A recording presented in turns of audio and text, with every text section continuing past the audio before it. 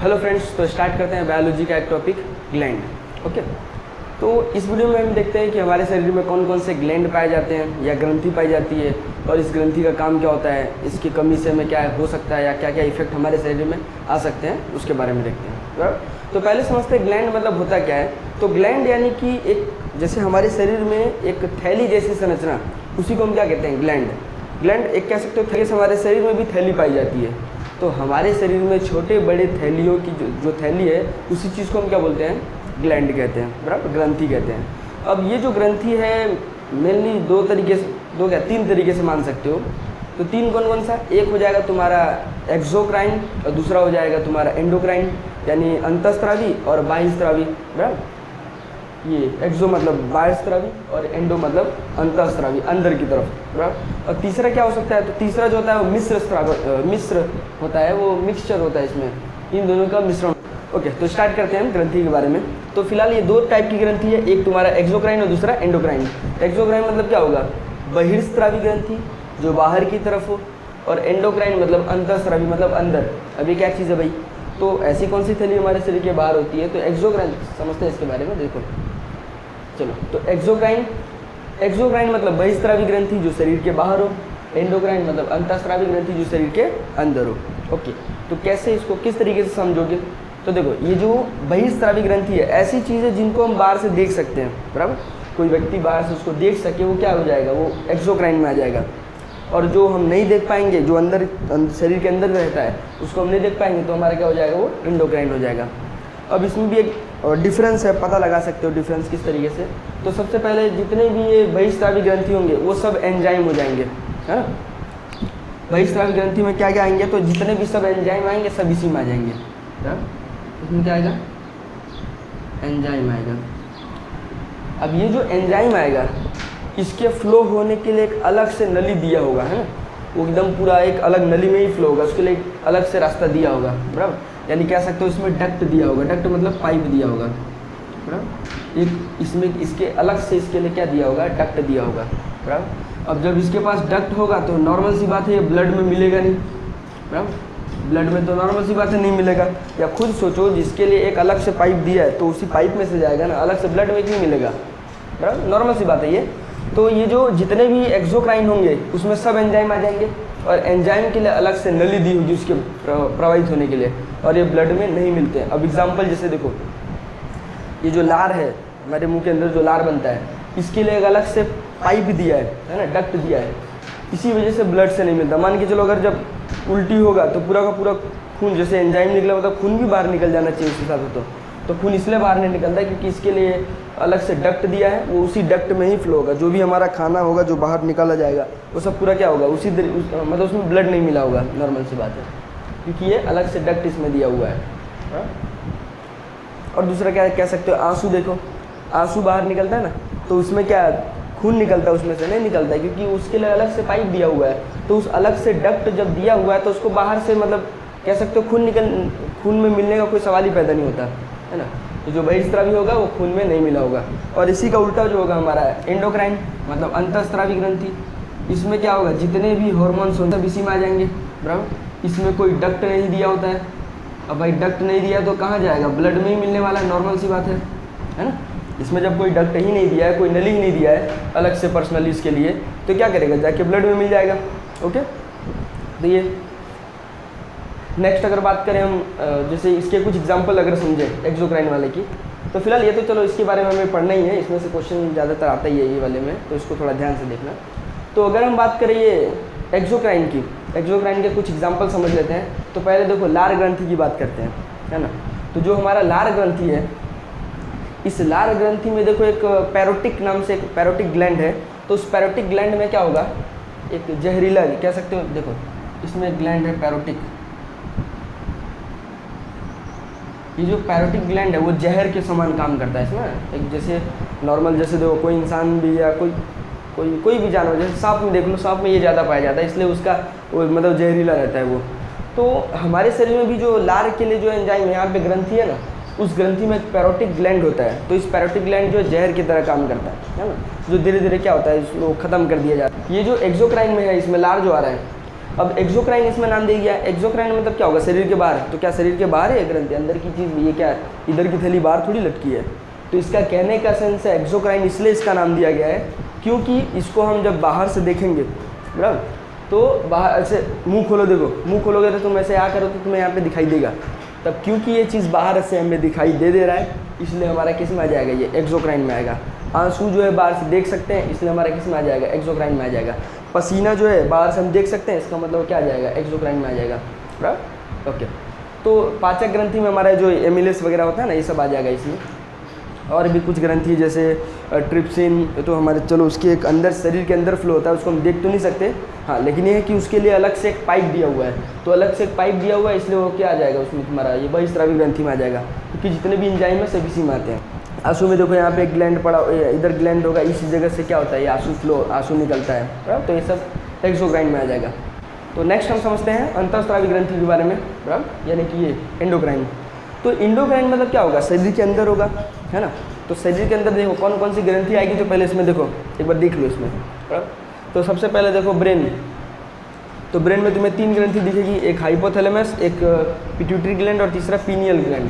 तो पीनियल तो ऐसे मतलब धीरे धीरे खत्म होते रहता है। तो ये ब्रेन के पास में ये 3 ग्रंथि है बराबर। उसके बाद देखो गले के पास में, गले के पास में तुम्हें देखने को मिलेगा एक थायराइड ग्लैंड और दूसरा पैराथायराइड ग्लैंड, है ना, 2 ग्रंथि यहाँ पे, यानी इसको हिंदी में लिखा होता है आउटू और ये पराउटू। नेक्स्ट अभी देखो छाती के पास दिया होगा थाइमस ग्लैंड बराबर, छाती के पास होगा थाइमस ग्लैंड। नेक्स्ट अभी देखो अधिवृक्क, यानी कि ये जो हमारा किडनी होता है ना, राजमा, इस राजमा के ऊपर देखो लटका होगा तुम्हारा, ये ऊपर साइड में होगा वो एड्रिनल, यानी कि ये अधिवृक्क बराबर, एड्रिनल। नेक्स्ट उसके बाद देखो ये गोनाड ग्लैंड हो जाएगा अब, यानी गोनाड ग्लैंड मतलब कि वो जनन अंग हो जाएंगे। तो जनन अंग में मेल का अलग होगा और फीमेल का अलग होगा बराबर। चलो, तो फिलहाल ये पोजीशन आप समझ में आ गया तुम लोग को। ओके, अब एक एक के बारे में हम समझते हैं। तो मेन तुम्हें है कि पोजीशन समझ लो, मैं खाली अगर नाम बोलूँगा तो तुम्हें पता हो जाना चाहिए कि भाई वो चीज़ कहाँ पे आ रहा है। ओके, तो चलो तो स्टार्ट करते हैं हम ये ब्रेन से। तो ब्रेन में मेनली 3 ग्रंथि, 3 कौन कौन सा, एक तुम्हारा हाइपोथैलेमस, दूसरा प्यूस ग्रंथि और तीसरा पीनियल ग्रंथि बराबर। तो ये हाइपोथैलेमस जो है, तो हाइपोथैलेमस का काम क्या है, तो शरीर के अंदर की जितने भी ये एंडोक्राइन ग्लैंड है बराबर, इसके अंदर जितने भी अंतःस्रावी ग्रंथि होंगी उन सभी अंतःस्रावी ग्रंथियों को ये कंट्रोल करके रखता है बराबर। जितने भी एंडोक्राइन ग्लैंड होंगे ये इसको क्या करता है, इसका काम है कंट्रोलिंग का, इसका काम क्या है, कंट्रोलिंग का। तो जितने भी यहाँ पे दिखेंगे अंतःस्रावी ग्रंथि, यहाँ पे अभी जितने भी अंतःस्रावी ग्रंथि हैं इन सबको ये क्या करता है, कंट्रोल करके रखता है, ये इसका काम है। दूसरा अगर बात करें पीयूष ग्रंथि की, तो पीयूष ग्रंथि जो है वो पूरे ब्रेन को, मतलब ये कह सकते हो पूरे शरीर को कंट्रोल करता है। ये एक तरीके से मास्टर ग्लैंड होगा बराबर, अलग अलग टाइप का हार्मोन्स रिलीज करता है। ये क्या हो जाएगा, मास्टर ग्लैंड होगा, यानी एक कह सकते हो ना एक बहुत मेन ग्रंथि कह सकते हो हमारे शरीर का, सबसे इम्पोर्टेंट ग्रंथि है। तो अभी फिलहाल के लिए भी इसको याद रखो कि ये मास्टर ग्लैंड है। अभी पूरा कंप्लीट होने के बाद लास्ट में इसके बारे में डिटेल में हम समझते हैं। थर्ड अगर हम बात करें पीनियल ग्रंथि की, तो पीनियल ग्रंथि जो है ये जो है एक मेलाटोनिन नाम का हार्मोन्स रिलीज करता है। अब ये मेलाटोनिन नाम जो ये जो हार्मोन्स है एक्चुअल में हमें नींद लाने में मदद करता है बराबर। ये किसके लिए ज़रूरी है, तो नींद लाने के लिए ज़रूरी है, नींद लाने में। पर ये जो ग्रंथि है पीनियल ग्रंथि, तो ये पीनियल ग्रंथि हमेशा मतलब नहीं रहता है, लगभग स्टार्टिंग से जैसे बच्चा जन्म लेने से और उसके 15 साल के बीच के अंतराल तक ये पीनियल ग्रंथि एक्टिव रहता है, उसके बाद ये ख़त्म हो जाता है बराबर। अब क्योंकि ये ख़त्म हो जा रहा है इसलिए इसको हम क्या कह सकते हैं, बायोलॉजिकल ग्लैंड। तो देखो बायोलॉजिकल ग्लैंड इसको इसलिए कहा जाता है क्योंकि ये 15 साल की उम्र तक ही रहेगा। इसीलिए देखो बच्चे लोग जब बच्चे जो है बहुत ज़्यादा सोते हैं, है ना, नॉर्मली 15 से कम उम्र तक के बच्चे जो होंगे ना बहुत ज़्यादा सोएंगे। कोई तो छोटे बच्चे तो एकदम दिन भर सोए रहते हैं, खाली रात में 2-3 बजे उठते हैं वो। तो मतलब छोटे बच्चे जो है ना इसी वजह से देखो उसमें ये ग्लैंड पाया जाता है, मेलाटोनिन नाम का हार्मोन्स रिलीज होता है। तो इस हार्मोन्स की वजह से वो एकदम ऐसे गहरी नींद में सोए रहते हैं बराबर। तो जैसे ही ये 15 साल के ऊपर आते हैं, है ना, देखो ये एक्चुअल में 15 साल तक एक्टिव रहता है, 15 साल तक। 15 साल के बाद ये अपने आप ख़त्म हो जाता है। तो इसीलिए बच्चे लोग देखोगे तुम एकदम हमेशा ऐसे सोते रहते हैं बराबर, उनको कोई फ़र्क नहीं पड़ता। हाँ, लेकिन जैसे ही उम्र बढ़ती जाएगी उनकी नींद कम होती जाएगी और बुढ़े लोग तो रात भर ऐसे जागते रहते हैं, आँखें से खोले रहते हैं, है ना। तो ये चीज़ है क्योंकि इसमें पीनियल ग्रंथि जो है ना, जैसे जैसे उम्र बढ़ती है पीनियल ग्रंथि खत्म होता जाता है, बराबर। तो इसमें मेलाटोनिन जो कि नींद लाने में मदद करता है। नेक्स्ट अगर बात करें गले के पास, तो गले के पास में देखो यहाँ पे लगा होगा ये थायराइड ग्लैंड, बराबर। इधर पे होगा थायराइड ग्लैंड। ये थायराइड का काम क्या है, तो थायराइड जो है थायरोक्सिन नाम का हार्मोन्स रिलीज करता है, बराबर। थायराइड क्या करता है, ये थायरोक्सिन नाम का हार्मोन्स रिलीज करता है, थायरोक्सिन। अब ये जो थायरोक्सिन है, थायरोक्सिन शरीर में जो बीपी है, ये जो थायरोक्सिन निकालता है ना, वो हमारे शरीर के बीपी को कम करता है ना, ब्लड प्रेशर को कम करता है। इसका काम क्या है, बीपी को लो करने में मदद करता है, ये बीपी लो करता है। अब समझो जिसका ब्लड प्रेशर लो होगा तो क्या होगा, वो एकदम उसको गुस्सा उस्सा आता ही नहीं। अब मान के चलो कोई मारेगा, अरे जाओ यार क्या छोड़ जान दो, बीपी लो, उसको गुस्सा ही नहीं आ रहा है। तो जब उसको गुस्सा ही नहीं आएगी, जो है जो भी उसके शरीर के अंदर की जो चीज़ें रहेंगी वो बची रहेंगी। अब बची रहेंगी तो धीरे धीरे धीरे धीरे धीरे धीरे फैट बन जाएगी और ये मोटापा आ जाता है, बराबर। तो थायरोक्सिन की जो कमी होती है, थायरोक्सिन की मतलब सॉरी थायरोक्सिन जब ज़्यादा हो जाता है ना, कमी तो नहीं, ज़्यादा हो जाता है। तो थायरोक्सिन जब ज़्यादा हो जाएगा तो उसका बीपी और भी लो होगा। बीपी जितना लो होगा शरीर उतना ही मतलब सुस्त होता जाएगा, क्योंकि उसको किसी भी बात का गुस्सा ही नहीं आ रहा है। मतलब गुस्सा नहीं आएगा तो प्रोटीन का उतना इस्तेमाल नहीं करेगा ना, यानी कहने का सेंस ऐसा है। तो अब थायरोक्सिन के ज़्यादा स्रावित होने से इंसान जो है मोटापे का शिकार हो जाता है। महिलाओं में पहली बात तो देखो, महिलाओं में ज़्यादा होता है ये थायरोक्सिन नाम का हार्मोन्स, महिलाओं में ज़्यादा होता है, इसलिए महिलाओं में देखो एकदम काफ़ी ज़्यादा उसमें मोटापा होता है। तो ये मोटापा एक तरीके से नुकसान भी कर सकता है, क्योंकि देखो एक उसका पूरे जो एकदम सुस्त बना देता है उसको, नॉर्मल सी बात है। तो उसको सुस्त बना देगा, कुछ काम धंधा उससे होगा नहीं, ऐसे बैठे बैठे एकदम खा खा के एकदम हो जाएगी फिर। तो क्या हो गया, मोटापा का शिकार, जो कि उसके प्रेगनेंसी में प्रॉब्लम कर सकता है। तो ये हो गया थायरोक्सिन। थायरोक्सिन जो है एक्चुअल में ये आयोडीन के आधार पे रहता है, बराबर। आयोडीन की जो मात्रा को कंट्रोल करके रखता है ये, है ना, थायरोक्सिन। तो अगर मान के चलो आयोडीन की कमी हो गई, या थायरोक्सिन की कमी होने से क्या होता है, देखो अगर इसकी कमी होगी तो इसकी कमी होने से एक रोग होता है जिसको हम बोलते हैं गोइटर रोग, बराबर, गोइटर रोग। अब ये गोइटर रोग में क्या होता है, पूरा गला एकदम इस तरीके से फूल जाता है, देखो इस तरीके से पूरा क्या हो जाएगा, फूल जाएगा। तो ये एक्चुअल में होता किसकी वजह से, थायरोक्सिन की कमी से। थायरोक्सिन कम होगा तो शरीर के अंदर आयोडीन कम हो जाएगा, है ना। तो इस आयोडीन की कमी की वजह से गला पूरा फूल जाता है, जिसको हम गोइटर या तो घेंगा रोग कहते हैं, बराबर। तो पहले ज़्यादा होता था, अब तो उतना नहीं होता है। पहले में ये गोइटर रोग ज़्यादा होता था मतलब। चलो नेक्स्ट अगर बात करें थायरोक्साइड की, सॉरी पैराथायरॉयड की, तो पैराथायरॉयड यानी पराउटू जैसे देखो ये इधर थायरोक्सिन है ना, तो इसके जस्ट पीछे ही चिपका होता है यहाँ पे पैराथायराइड, बराबर। तो जो पैराथायराइड है, पैराथायराइड एक तरीके से, पैराथायराइड जो है ना, वो हमारे शरीर में कैल्शियम और ये पोटेशियम इसकी मात्रा को बैलेंस करके रखता है, बराबर। ये जो है इसकी मात्रा को बैलेंस करके रखता है, कैल्शियम और फॉस्फोरस, इन दो चीज़ों को ये बैलेंस करके रखेगा। पर हाँ, लेकिन ये जो पैराथायरॉयड, हर एक जितने भी ग्रंथि है सब इस मास्टर ग्लैंड की बात मानते हैं, पर ये जो नहीं मानता है, ये उससे परे होता है, ये उसके विपरीत काम करता है। ओके, चलो उस क्लास में बैठे हो, उस क्लास में बैठे हो, अभी सब लोग आए नहीं,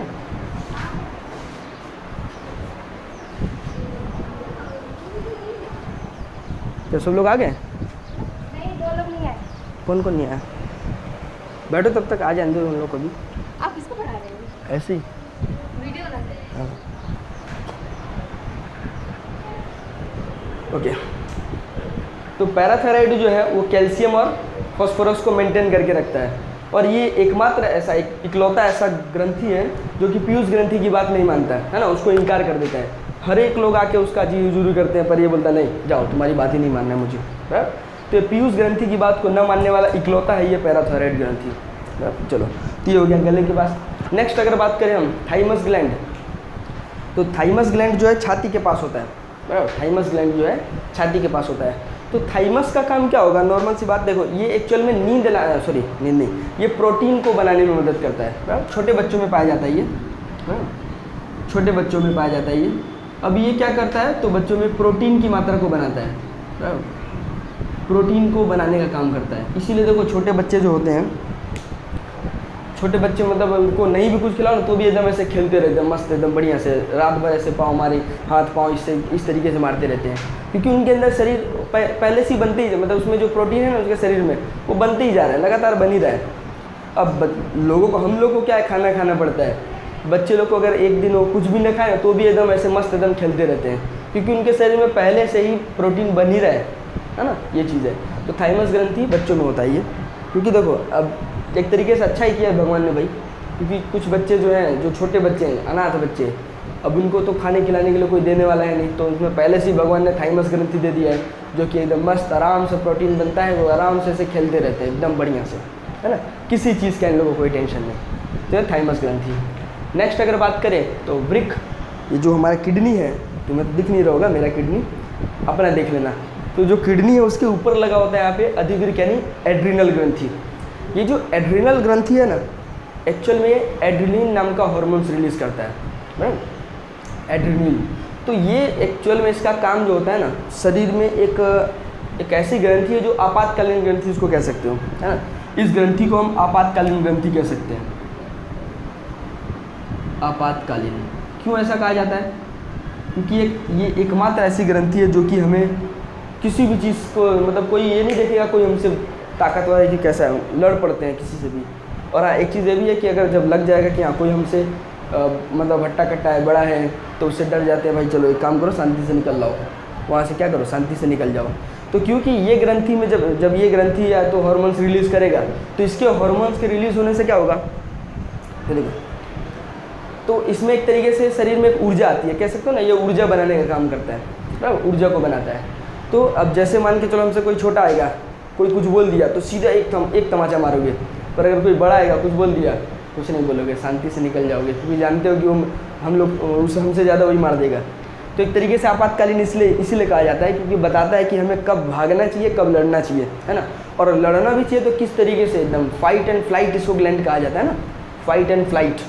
तो ये मतलब किसी को मारो और उड़ के मारो, इस तरीके से ग्रंथि है। तो किसी से डरो मत, जैसे ये ग्रंथि से जब हार्मोन्स रिलीज होगा ना, इंसान को डर ही नहीं लगेगा, कोई भी सामने हो मारेगा उसको एकदम जोर से। तो इसीलिए देखो ना, कोई छोटा बच्चा बड़े से भी उलझ पड़ता है, तो एक्चुअल में इसमें ये होता है। और कुछ जानवर में भी देखो, तो कुछ जानवर जो हैं दूसरे कोई जानवर से डर, मतलब उतना नहीं डरते हैं, पर कोई इंसान आ जाए तो डर के भाग जाते हैं, है ना, एक तरीके से है। तो ये एड्रेनलिन यानी कि शरीर में एक एड्रेनलिन नाम का हार्मोन्स रिलीज करता है, जो कि आपातकालीन ग्रंथि है। लड़ो और भागो, या तो लड़ो या मारो या उड़ के मारो, है ना, फाइट एंड फ्लाइट, लड़ो या भागो, ये ग्रंथि है ये, ऐसे हार्मोन्स रिलीज करता है ये, लड़ो या भागो। और फाइट एंड फ्लाइट ये क्या है, इस तरीके से हार्मोन्स इसमें रिलीज होगा, इसको हम आपातकालीन ग्रंथि भी कहते हैं। नेक्स्ट अगर हम बात करें गोनाड ग्लैंड की, तो गोनाड ग्लैंड मतलब ये जनन अंग, बराबर। तो जनन अंग भी दो तरीके से, एक मेल के लिए अलग और फीमेल के लिए अलग होंगे, बराबर। तो बात करें अगर मेल के लिए, तो मेल का जो टेस्टिस होगा, वृषण होगा, तो जो वृषण है शरीर के बाहर एक थैली में होता है, तो जो वृषण जो है एक तरीके से हार्मोन्स रिलीज करता है। इस हार्मोन्स को हम क्या बोलते हैं, टेस्टोस्टेरोन। मेल में वृषण जो कि टेस्टोस्टेरोन नाम का हार्मोन्स रिलीज करता है, और फीमेल में ओवरी यानी अंडाशय जो कि 3 टाइप का हार्मोन्स रिलीज करता है, एक एस्ट्रोजन, प्रोजेस्टिन और रिलैक्सिन। तो ये जो टेस्टोस्टेरोन है, ये नर के अंदर जो चेंजेस होगा, बराबर, मेल के शरीर में जो चेंजेस आता है, तो मेल के शरीर के चेंजेस किसके ऊपर होगा, टेस्टोस्टेरोन का, बराबर। दूसरा फीमेल में चेंजेस के लिए क्या होगा, एस्ट्रोजन। तो फीमेल के शरीर में जो चेंजेस आ रहा है, शरीर में जो बदलाव देखने को मिलता है ना, जैसे ही देखो लड़के की उम्र 12 या 13 से ऊपर होती है और लड़की की उम्र 12-13 से ऊपर होती है, तो इसके शरीर में कुछ बदलाव आता है, तो हमारा नेक्स्ट टॉपिक होगा। तो फिलहाल इसमें एक नॉर्मल सी बात है, समझ जाओ कि मेल में जो मतलब देख के हम पता लगा सकते कि वो लड़का है, और दूसरा फीमेल में जो देख के पता लगा सकते कि लड़की है, तो उसके शरीर की जो चेंजेस होता है वो इसके वजह से होता है, मेल में टेस्टोस्टेरोन और फीमेल में एस्ट्रोजन। और बाकी जो 2 किस लें, तो प्रोजेस्टिन जो होता है, तो प्रोजेस्टिन एक तरीके से दुग्ध ग्रंथियों का एक कह सकते हो दुग्ध ग्रंथियों को बढ़ाने का काम करता है, या स्तन ग्रंथि को इनलार्ज करता है। रिलैक्सिन की बात करें तो रिलैक्सिन जो है जब गर्भवती महिला में एक काम आता है, कि यानी जिस बच्चों को जब शरीर से बाहर निकालना होता है ना, एक कह सकते हो डिलीवरी के टाइम पे, तो बच्चों को शरीर से जैसे घुमाना होता है ना, तो घुमाने में कौन मदद करता है, ये रिलैक्सिन हार्मोन्स मदद करता है, बराबर। तो फिलहाल इसमें हमें ज़्यादा, अभी हमारा हार्मोन्स टॉपिक है तो इसमें हमें ज़्यादा जानने की ज़रूरत नहीं है, खाली इतना समझ जाओ कि ये हार्मोन्स है, इसका ये सब काम है। यानी फीमेल के शरीर में जो चेंजेस होगा, ये जो है स्तन ग्रंथियों के लिए होता है, और रिलैक्सिंग जो है रिलैक्स फील कराता है, यानी प्रेगनेंसी के टाइम पे इसका काम होता है। चलो, तो इस वीडियो में इतना ही, बाकी जो होगा उसको हम नेक्स्ट वीडियो में देखेंगे। ओके।